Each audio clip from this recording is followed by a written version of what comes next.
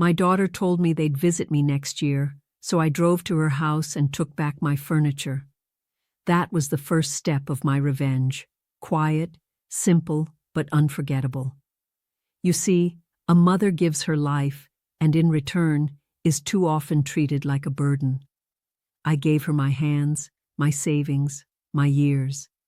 And when I asked for nothing but time, she gave me rejection wrapped in a sweet voice. She thought she was dismissing me with a promise of next year. But every chair in that house, every table, every bed frame she laid her head on, those were bought with my sacrifices. That furniture wasn't just wood and fabric. It was 30 years of broken backs, sleepless nights, and a heart that never stopped giving. And when I carried it out, piece by piece, I wasn't just reclaiming things. I was reclaiming my dignity. If you believe parents deserve respect, subscribe and share your thoughts below, because what I did next, she never saw coming. I wasn't born into comfort. My story began in a small house on the edge of Colorado, where winters cut through your bones and summers scorched the earth until it cracked. My father left when I was 12. My mother scrubbed hotel floors until her hands bled, and I swore I would never let my own child feel the kind of emptiness I felt every time I came home to an empty table. That promise became my life's mission. When my daughter was born, I held her so close I could feel her heartbeat against mine. I whispered to her, "You will never go without." Those words weren't just a vow. They were chains I wrapped around myself, binding me to a life of sacrifice. I worked 2 jobs before she even learned to walk. Mornings at the diner, evenings at the laundry. I wore the same coat for 8 winters so she could have new boots each year. My knuckles cracked from detergent, my feet swelled from standing, but every paycheck I folded into her future like it was sacred. Her birthday parties were the kind of celebrations I never had. Streamers, cakes, little dresses that made her glow. I sat in the corner, watching her blow out candles, whispering to myself that this was worth it. Every aching bone, every missed meal, worth it. By the time she was a teenager, I had managed to save enough for things most single mothers only dreamed of. I gave her a car for her 17th birthday. Not new, but good enough to get her to school and back safely. She squealed, hugged me, and said, "You're the best mom ever." My chest swelled that day. I believed those words. But love, when unbalanced, turns into expectation.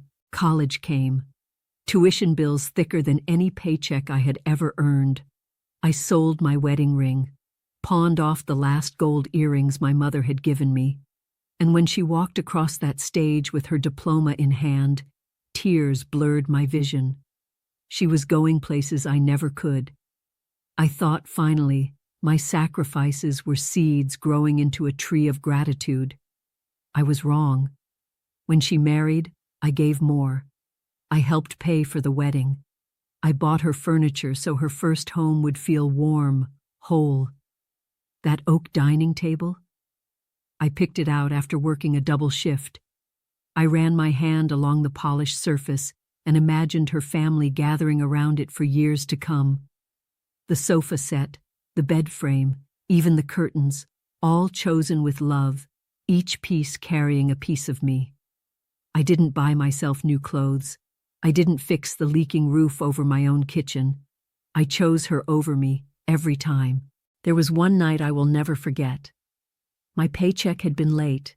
The electric bill was overdue. I sat at the table, the same one I had later given her, with the notice in my hand.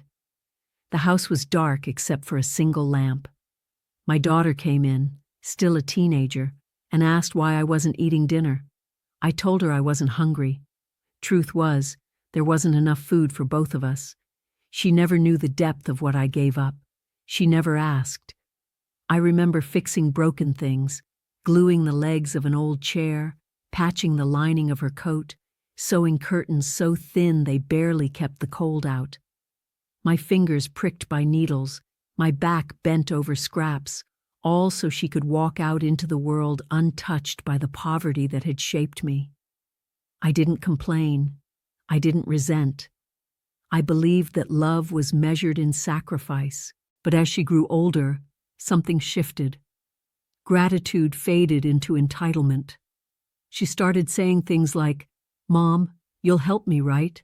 You always do."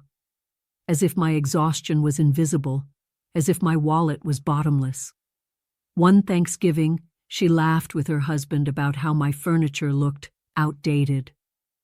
I was in the kitchen, basting the turkey, listening to them mock the very things I had worked my hands raw to provide. I gripped the counter so tight my knuckles turned white. They didn't know I heard. That laughter stayed with me. It echoed in my ears every time I looked at my empty walls, every time I sat in my small house alone, the leaks dripping into buckets, the heater groaning against the cold. She had the life I built for her, and I had nothing. Still, I convinced myself that mothers aren't meant to count what they give. We just give. But then came the phone call. I had spent weeks preparing for Christmas, baking cookies, dusting off old ornaments, even patching the torn curtain one more time so the house would feel welcoming. My heart was light, waiting to hear her say they were coming. Instead, her voice was casual, almost dismissive. "Mom, we can't make it this year. Maybe next year, okay?" Silence stretched between us. I could hear her husband in the background, his voice sharp, saying, "Your mom doesn't need us every year." I felt my chest cave in. I forced a smile into my words. "Of course, sweetheart. Next year." But when the call ended, I sat in the dark, staring at the empty chair across from me. That oak chair, the one I bought for her. And in that silence, something broke. The sacrifices, the sleepless nights, the pawned jewelry, the hunger I hid, it all came flooding back, not as love, but as betrayal. She had turned my life's devotion into an afterthought. I realized in that moment that sacrifice without respect is just self-destruction. And I swore, right then, I would no longer live as her shadow. She had taken my years. She had taken my money. She had taken my pride and displayed it in her home as if it were hers. But what she didn't know is that I was ready to take it all back. That night, I decided I would no longer be their doormat. What I planned next would remind her that a mother's silence is not weakness, it's warning. I thought disappointment was something I could swallow. I thought if I stayed quiet, if I kept giving, one day she'd look at me and see the truth of what I'd done for her. But the call that December night was only the beginning. The real betrayal came slowly, piece by piece, until it finally stood naked in front of me, undeniable. It started with the way she stopped answering my calls right away. Before, she used to call me after work, just to say she was home safe. Then it became once a week, then once every 2. Her excuses were always the same: busy, tired, too much going on. But mothers feel absence in their bones. I knew she wasn't too busy. She was simply drifting, leaving me behind like an old coat hung in the back of the closet.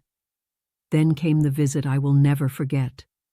I had driven 2 hours to her house, unannounced, carrying a basket of baked bread and knitted scarves I had made for the grandchildren. My hands trembled with excitement as I rang the bell. When the door opened, her husband's face greeted me, not warm, not welcoming, but stiff. "Oh, it's you," he said flatly, as if I were a delivery woman who'd brought the wrong package. My daughter appeared behind him, her smile tight, controlled. "Mom, you should have called first. We weren't expecting company." The words pierced deeper than she knew. Company. That's what I was now. Company. Not family. Inside, I noticed at once how the furniture gleamed in the sunlight streaming through their large windows. my dining table, my sofa set, the curtains I had chosen stitch by stitch. They looked beautiful in her house, yet all I felt was emptiness. She offered me tea, but her eyes darted nervously to her husband, as though she needed his permission for me to stay. I placed the basket on the counter, trying to smile, pretending not to see the tension that pulsed through the air. We sat at the table, my table. She poured tea, but not into the chipped cups I had once used. These were new, fancy, expensive. She pushed one toward me, and as I lifted it, I couldn't help but notice the faint smirk on her husband's lips. That's when the words slipped out. He looked at her and said, just loud enough for me to hear, "Maybe one day we'll replace this old thing too." He tapped the table with his finger. My daughter laughed, a small, cruel laugh that sliced through me. Old thing. The oak table I had sacrificed half a year's savings for, dismissed in one careless moment. I wanted to scream, to remind her how many nights I had eaten bread crusts so she could eat meat, to tell him that without me, this house would still be empty. But I stayed quiet, sipping my tea, letting the bitterness burn down my throat. When I left that evening, she hugged me quickly, a shallow embrace. Her voice was airy, distracted. "Thanks for coming by, Mom. We'll visit you next year, I promise." Next year. Always next year. I drove home in silence, the road stretching endlessly before me. The headlights illuminated the snow drifting across the pavement, each flake melting against the windshield like wasted years. When I reached my small house, I sat in the dark living room, staring at the patched curtains. My chest felt heavy, like a stone pressing down on my ribs. I whispered to myself, I gave her everything, and in return, I'm nothing. The days that followed were worse. I noticed her posts online, smiling pictures at dinner parties, vacations to the mountains, weekends filled with laughter. And there, in the background of one photo, I saw it. My sofa, perfectly arranged, cushions plump, sunlight spilling across the fabric I had chosen for its durability. The caption read, "Our cozy home, filled with love."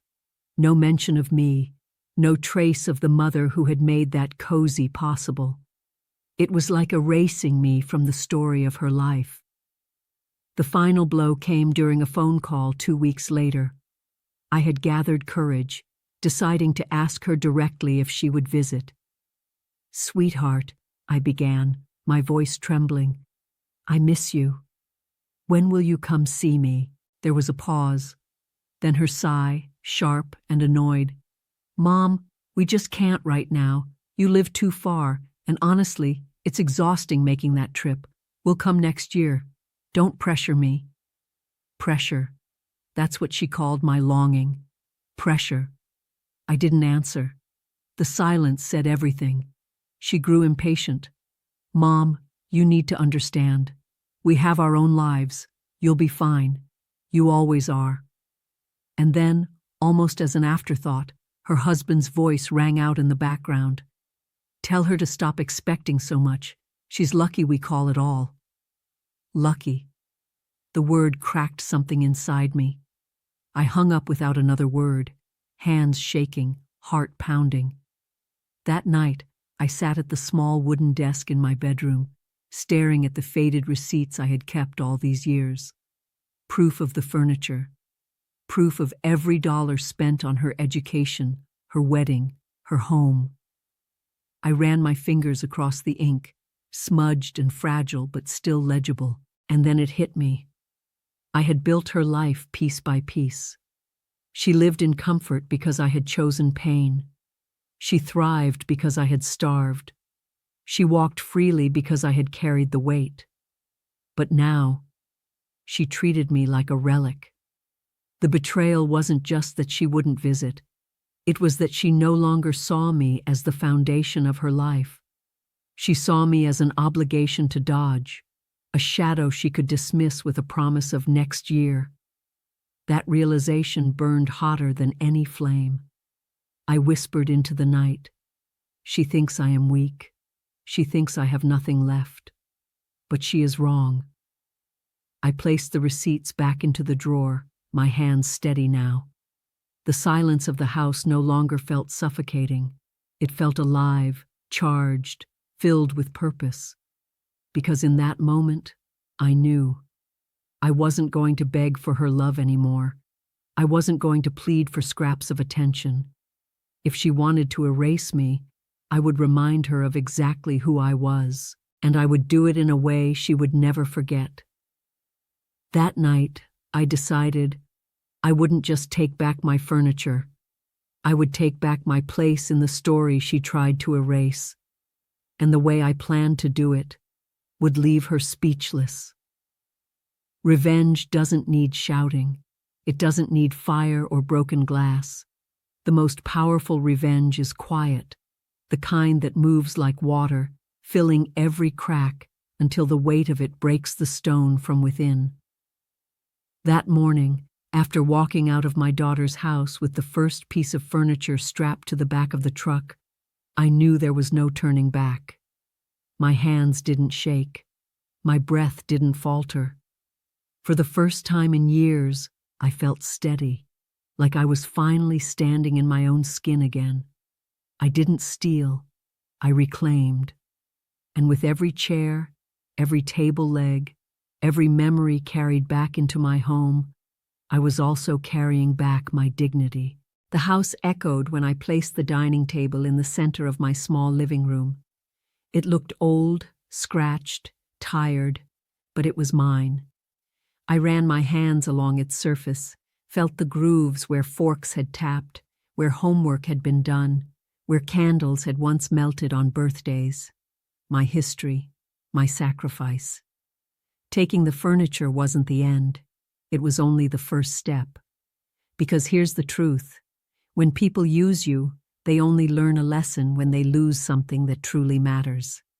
So I went further. I opened a drawer I hadn't touched in years, the one where I kept every receipt, every bank slip, every contract.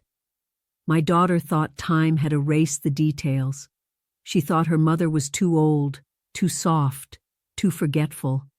But mothers never forget. I had the papers that proved how I paid for her first car, the documents showing how I covered the down payment for her house when the bank wouldn't give her the full loan, the medical bills I shouldered for her children when they were sick. Stack after stack, I laid them on the table like a general preparing for battle. My daughter thought her success was hers alone. She forgot the foundation beneath her feet was poured with my blood, my sweat, my sleepless nights. I contacted a lawyer, a quiet man, gray-haired, with glasses that slid down his nose. I spread the documents across his desk, and for the first time, I told someone the full story. He looked at me, astonished. "You have proof for all of this?" I nodded. His voice was calm but firm. "Then you have a case, a strong one." I didn't want to ruin her life. I didn't want to see her beg in a courtroom. But I wanted something she couldn't ignore.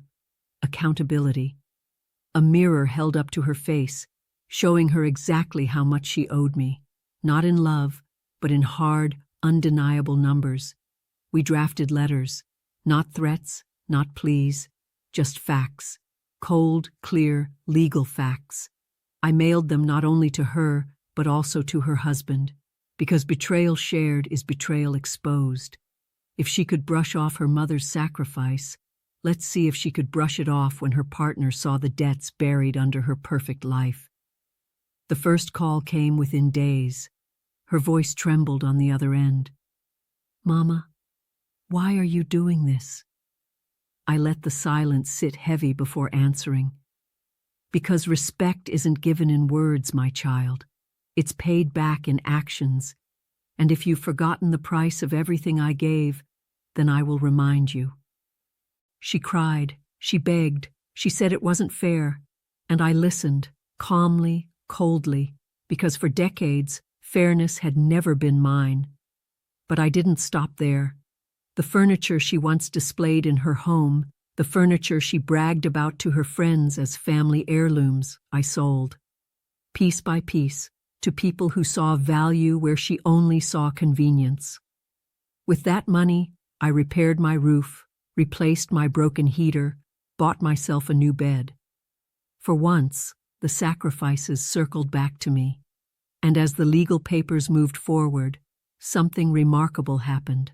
Her mask cracked. The daughter who once dismissed me with "next year" now appeared at my doorstep, her face pale, her voice soft, carrying groceries like peace offerings. I took the bags, thanked her, and closed the door. No long talks, no forgiveness. Not yet. Because here's the thing. Revenge isn't about screaming your pain into someone's face. It's about shifting the balance. It's about making the person who wronged you feel the weight they placed on you, without you ever raising your voice. Her husband called me next. He spoke cautiously, respectfully. He wanted to know if there was a way to settle things quietly, without shame, without court. I smiled, though he couldn't see it. There's always a way, but it begins with acknowledgement. I won't be invisible anymore. That night, I sat alone in my small house. The light from the lamp pooled across the papers, the receipts, the proof of a lifetime. And I realized something powerful. Revenge wasn't about taking back furniture or filing legal claims. It was about taking back my story. I had been the silent background in her success for too long. Now, every move I made reminded her that a mother's sacrifice is not disposable. Do you know what I learned? Dignity doesn't return in loud victories. It returns in steady, deliberate steps. It returns when you stop begging for respect and start demanding it with actions that cannot be ignored. And if she thought this was the end, she was wrong. Because the next step would break her carefully built image in a way she never expected. Revenge works in silence until it doesn't. There comes a point when the quiet truth has to stand under the light, where everyone sees it, where denial has no room left to breathe. That day came sooner than my daughter expected. The lawyer's letters had already shaken her home. Her husband's trust in her had cracked. Her friends whispered about the missing furniture, the sudden tension, but none of it compared to what happened when the court hearing was scheduled. It wasn't a dramatic lawsuit for millions. It wasn't meant to destroy her. It was simply a demand: repayment for documented contributions, acknowledgement of debts owed, and formal recognition of financial abuse. Simple, factual, undeniable. I walked into the courthouse with my head high. My hands trembled only once, when I touched the wood of the bench, remembering how many benches I'd sat on in my life, waiting for doctors, waiting for teachers, waiting for answers. Always waiting for someone else to decide. Not this time. She sat across the room. My daughter. The same child I had carried in my arms. The same girl I once walked to school in the rain. Now she couldn't look at me. Her eyes stayed low, fixed on the papers in front of her. When the judge called the case, I felt every eye turn. The lawyer presented the receipts, the contracts, the years of evidence, piece after piece, like hammer blows against the fragile glass of her excuses. She claims she built her life alone, the lawyer said. But this life was built on the labor and sacrifices of her mother, and when that mother asked for respect, she was dismissed. Today, we ask not for pity, but for recognition and rightful repayment. My daughter's lawyer tried to object, tried to say it was all gifts, voluntary, a mother's natural duty. But then the judge spoke, calm, steady, unshaken. A gift may be an act of love, he said, but a pattern of financial dependence, where the giver is left neglected and disrespected, is something this court cannot ignore. This is exploitation under another name. The room went silent. You could almost hear the air being sucked out of her lungs. My daughter finally raised her head. For the first time in years, I saw not confidence, not defiance, but fear. Fear of being exposed, fear of losing control. I didn't smile, I didn't gloat. I just sat there, steady as stone. Because revenge isn't about joy, it's about balance. Outside the courthouse, reporters had gathered. Small-town gossip travels fast, and this case had turned into a storm. Cameras clicked, microphones pushed forward, questions flew. Why did you take your furniture back? Do you feel betrayed by your daughter? Is this about money or about respect? I stopped, looked straight into one camera, and said only this: real family respects you, not just your money. That single sentence spread like wildfire. On Facebook, on YouTube, in neighborhood whispers. Mothers shared it, fathers nodded at it, children squirmed under its weight. It became more than my story. It became a mirror for every parent who felt invisible. And then came the family gathering. She had thought the court was the worst of it, but the truth is, public humiliation isn't just legal, it's personal. My extended family had heard every word. Cousins, uncles, nieces. They all gathered at her son's birthday party weeks later. I wasn't invited, but I came, not as a guest, as a statement. I walked in with my head high, carrying nothing but a small wrapped gift. The room went silent.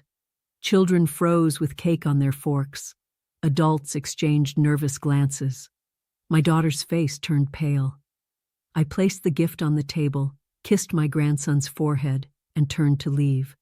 But then, one of my cousins asked loudly, "So, did you get your furniture back?" Laughter rippled through the room. Not cruel laughter, justice laughter, the kind that cuts sharper than any blade. My daughter tried to defend herself, to brush it off, but every pair of eyes in that room knew the truth. She had used her mother. She had been exposed. That was the climax. Not the furniture, not the money, but the shift in power. The moment her image shattered, and everyone finally saw her for what she had done. And here's the thing. Humiliation is not about screaming or pointing fingers. It's about silence, about presence, about standing firm when the other person crumbles. I didn't argue. I didn't explain. I just looked at her once, calmly, and left the room. Because she knew. They all knew. And from that day forward, she could never again dismiss me with a soft, "next year." The moment you take your first step toward reclaiming what was stolen from you, the world shifts. It's subtle at first, like the way a room feels different after someone leaves. The silence grows heavier, sharper, and people notice. That's how it begins. When I finally stopped swallowing my dignity and decided to act, everything in my life began to rearrange itself, piece by piece. At the start, don't expect applause. Don't expect gratitude. You'll face silence, resistance, even ridicule. The same family who drained you dry will pretend you've lost your mind. They'll whisper that you've grown bitter, that age has made you unstable. They will try to paint your decision not as justice, but as cruelty. That's their way of protecting their comfort, because your courage threatens everything they've built on your silence. The first expectation you need to set in stone is this: when you rise, they will call it betrayal. When I began withdrawing myself from their grasp, I saw fear in their eyes, though they disguised it as anger. My daughter's voice shook the first time she realized I wasn't her safety net anymore. "You're seriously doing this? After all we've done for you?" she asked, as though feeding me leftovers and letting me sleep in a corner of my own house was some great act of mercy. I didn't answer. The silence said everything. Expect that silence to become your greatest weapon. You don't need to scream. You don't need to argue. You only need to act. and each quiet act will echo louder than years of pleading. The first time you change the locks, the first time you cancel that automatic payment they relied on, the first time you walk out of their door without looking back, those are the moments that break their illusion of control. But here's the thing: expect doubt. Not just theirs, yours too. In the beginning, your own heart will turn against you. You'll feel guilty. You'll wonder if you've gone too far. Decades of conditioning will whisper, maybe I should give them another chance. That's the trap. And if you listen, you'll crawl back into the same cage you just escaped. To survive this stage, you need to remember one truth so clear it burns in your chest. Guilt is how manipulators keep you obedient. Respect is how you keep yourself alive. The next expectation is resistance. They will fight, but not always with fists or rage. Their attacks will come in softer forms: pleading messages, twisted words, relatives showing up at your door saying, "She's your daughter, how can you do this?" Or, "Family is everything, don't you remember?" They'll weaponize tradition, culture, and even love. They'll make you feel like the villain for wanting the dignity you were born deserving. But remember, dignity is not negotiable. Expect to lose people. Some will vanish because your boundaries inconvenience them. Some will vanish because they were never truly with you, only with your silence. It will hurt, yes. But that pain is cleansing. It strips away the parasites. The ones who remain, the rare ones who see your worth without demanding your sacrifice, will shine brighter than you imagined. The days will feel long at first. Each morning will test you. You'll wake up wondering if they'll call, if they'll show up, if they'll beg you to change your mind. And sometimes they will. That's when you must stand taller. Because what you don't bend for once, you'll never have to bend for again. Now here's something no one tells you. Expect peace to come slowly. Revenge is never instant. It unfolds like dawn. First the sky lightens, then a faint glow touches the horizon, and finally the sun bursts through, unstoppable. That's how freedom feels. One day, you'll be sipping tea in silence, and it will hit you. Nobody is using me anymore. That quiet realization will be worth more than all the apologies you'll never receive. But with peace comes another expectation: clarity. You will begin to see patterns you once ignored. You'll notice how often they gaslighted you, how they used words like chains, how they twisted your love into obligation. It will sting, but it will also strengthen you. Because when the blindfold falls, you never wear it again. In my own journey, the clarity came late one night. I was sitting alone, staring at an empty dining table, the same table I had once gifted to my daughter. For years she had filled it with guests, laughter, celebrations, and never once had she thanked me. That night, I realized she hadn't just taken my furniture. She had taken my labor, my care, my years. And yet, sitting in the quiet, with no one to command me, I felt lighter than I had in decades. So expect loneliness, yes, but also expect liberation hidden inside it. There's something sacred about learning to live on your own terms again. You'll discover small joys you forgot, the way sunlight falls across a clean floor, the freedom of cooking for yourself, the pride of paying your own bills with money you chose to keep. These are not small victories. They are the bricks of a new foundation, one built on dignity instead of dependence. And let me warn you, expect them to return. Oh yes, they will come back when the dust settles. They always do. But they won't return out of love. They'll return out of loss. Once your absence creates a gap in their comfort, they'll come knocking. They'll smile, soften their tone, even cry. They'll say, "We miss you. We need you." But watch carefully. Their eyes will betray them. What they miss is not you. It's the service, the sacrifice, the easy life you gave them. This is the final expectation you must prepare for, the test of your resolve. Will you let them back into the house of your soul, or will you finally close the door? When my daughter came back the first time, she carried flowers. She tried to hug me, her tears soaking my shoulder. For a moment, my heart almost softened. Then she asked too quickly, "So, are you coming back to live with us? We can make space again." That single word, space, hit me like a blade. Space, as if I had been furniture, not flesh. I pulled back, looked her in the eye, and said only this: a mother is not a guest in her child's house. Expect to speak truths that cut like steel. Your words, once timid, will grow sharper, truer. You won't need to rehearse them. They will rise from the years of silence inside you. And when they leave your lips, they will carve the distance you need to stay free. But also expect this: healing. Yes, healing. Revenge is not only about exposing them, it's about restoring you. Each act of boundary, each step of distance, each refusal to be used is not just punishment for them, it's medicine for you. You will begin to sleep better, breathe deeper, walk lighter. Your body will stop carrying the weight of their disrespect. And in that healing, expect transformation. You will not be the same person you were when you began. You will stand differently, speak differently, even think differently. Others will notice. They will say, "You've changed."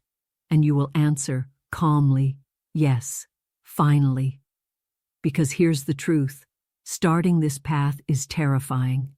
But what you can expect once you begin is simple: clarity, loss, peace, resistance, healing, and eventually, freedom. So if you are standing at that door, wondering if you should take the first step, ask yourself this: do I want to live the rest of my life as furniture in someone else's house, or as the rightful owner of my own? Remember this: a parent's sacrifice should never be repaid with shame. And when silence turns into strength, even the loudest manipulators cannot control you anymore. That is what you should expect when you finally start. When you strip away years of disrespect, something remarkable happens. You meet yourself again. Not the version of you that bent, that swallowed insults, that gave and gave until nothing was left. No, you meet the version that was buried, waiting for freedom. The new you is not a stranger. The new you is the person you were always meant to be. At first, this transformation feels unreal. You'll look in the mirror and wonder if you're dreaming. The lines on your face are the same, your hands are the same, but your eyes, they'll carry a new light. It's not youth. No, youth fades. It's dignity. And dignity, once reclaimed, never leaves. The new you will notice things others overlook. The silence that once felt heavy will now feel holy. You'll savor your morning tea without the sound of criticism in the background. You'll walk through your own door without waiting for permission. You'll sit at your own table, in your own chair, and feel something priceless: ownership. The new you is not loud. You don't need to announce yourself. Revenge, once completed, doesn't need to scream. It breathes quietly. It's in the way you stand taller, the way you answer less, the way you no longer justify. You become untouchable, not because others stop attacking, but because their words can't pierce you anymore. But here's the truth: the new you is not born overnight. It grows through fire. You will stumble. There will be mornings when the old voice whispers, "Go back." It was easier to obey. But then you'll remember the years you lost, the tears you hid, the way your sacrifices were dismissed as worthless. And you'll keep walking forward. The new you will confuse people. They'll look at you and say, "What happened? You've changed." but beneath their question lies fear. Fear that they no longer control you. Their hands can't reach where you now stand, and that frightens them more than anything. I remember the first time I saw her face, the face of the new me. It was a quiet evening. I had returned from the market, carrying vegetables in both hands. Nothing special, just another day. But as I placed them on the counter, I realized something. No one was waiting to take credit. No one was hovering to criticize. The kitchen was mine. The choices were mine. The freedom was mine. In that small, ordinary moment, I smiled. And I swear, I saw my mother's strength staring back at me from the reflection in the window. That's when it hit me. The new you is also the old you restored.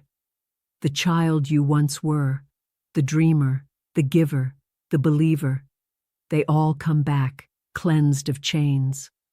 But let's be clear, the new you doesn't forget. Forgiveness may come, but forgetting never will. The scars remain, but now they serve a purpose. Each scar is proof that you survived what was meant to break you.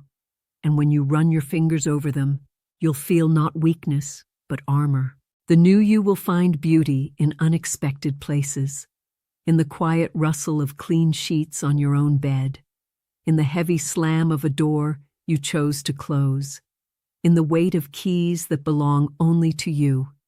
Even in the act of saying no without guilt, you'll feel power in that one word. And let me tell you, the world responds differently to the new you. Neighbors who once pitied you now respect you. Friends who stayed silent during your humiliation will start to notice your glow. Even strangers will feel it, the way you carry yourself, the way you look them in the eye. Respect is magnetic, and once you wear it, it draws people who value it too. But beware, the new you will also attract envy. Some will resent your strength because it mirrors their weakness. They'll whisper that you became cold, selfish, ungrateful. Let them whisper. You know the truth. Protecting your dignity is not selfishness, it's survival. The new you no longer begs for love. You no longer perform to be accepted. Instead, you stand still, and the right ones come to you. You realize that love given freely, without condition, is the only love worth keeping. Everything else was a transaction disguised as affection. The new you also rediscovers joy. Not the joy of pleasing others, but the joy of living. Cooking a meal because you want to, not because it's demanded. Buying something small for yourself without guilt. Walking in the park, feeling the sun, breathing air that belongs only to you. These moments, once invisible, become treasures. And here's the most powerful part. The new you becomes an example. Your strength is a mirror for others still trapped in silence.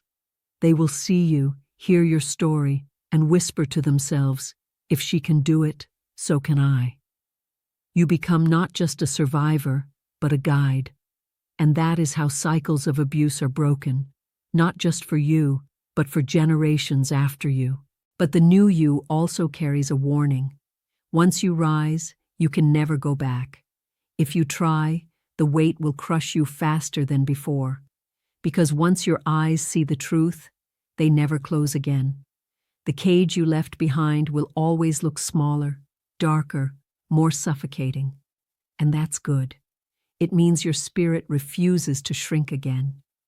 In my own life, I felt this when my daughter tried one last time to pull me back. She arrived with her husband, her children in tow, their voices loud, trying to fill the space with authority. She looked around my small but tidy home and said, "This isn't you. You belong with us. Come back." For a moment, I felt the tug, the old habit to obey, to blend into their will. But then I looked at my hands, resting steady on the table I had chosen, in the house I had reclaimed. And I answered softly, but firmly. No, I belong here, with me. That was the voice of the new me. The new you learns that saying no is not rejection, it is protection. It is the shield that guards your freedom, and each no strengthens your yes to yourself. Expect that your past will haunt you sometimes. Old memories will surface, nights of betrayal, words that cut deep. But instead of drowning you, they will remind you of how far you've come. The new you carries those memories not as chains, but as fuel. Most of all, expect peace, not the fragile peace of silence, but the steady peace of self-respect. A peace that no one can buy, no one can steal, no one can fake. A peace that grows from within, firm and unshakable. This is the transformation. You move from sacrifice to sovereignty, from silence to strength, from being someone's burden to being your own salvation. And when people ask, "Who are you now?" you'll smile and answer, "I am who I always was. You just never let me show it." The new you is not revenge alone. It is rebirth. It is the quiet revolution of a soul that finally chose itself. So if you are still wondering whether to start, remember this. The old you was a prisoner. The new you is a queen. And queens do not beg, they reign. In the end, revenge was never about breaking her. It was about mending me. I gave my daughter everything, my time, my money, my trust. She gave me distance, excuses, and silence. And when she said, "We'll see you next year," she didn't just delay a visit. She declared I was no longer a priority. That was the moment I chose myself. Taking back my furniture wasn't about wood and fabric. It was about 30 years of sacrifice, reclaimed piece by piece. Every chair I carried out, every table I loaded, was a reminder. I was no one's storage box of love to be opened and closed at convenience. Here's the truth I've learned, and you should remember it too. Real family respects you, not just your money. Now my house is smaller, simpler, but filled with dignity. I sleep without waiting for a phone call that never comes. I rise without bracing for insults wrapped as advice. My silence is no longer heavy, it's holy. And my daughter? She will live with the emptiness she created, the echo of a mother who finally walked away. So I leave you with this. If you've ever given everything and been treated like nothing, don't stay silent. Take back your table, your chair, your name, your worth. Because in the end, respect is not asked for, it is claimed. If you believe parents deserve better, share this story. Comment your truth below. And subscribe, because voices like ours deserve to be heard.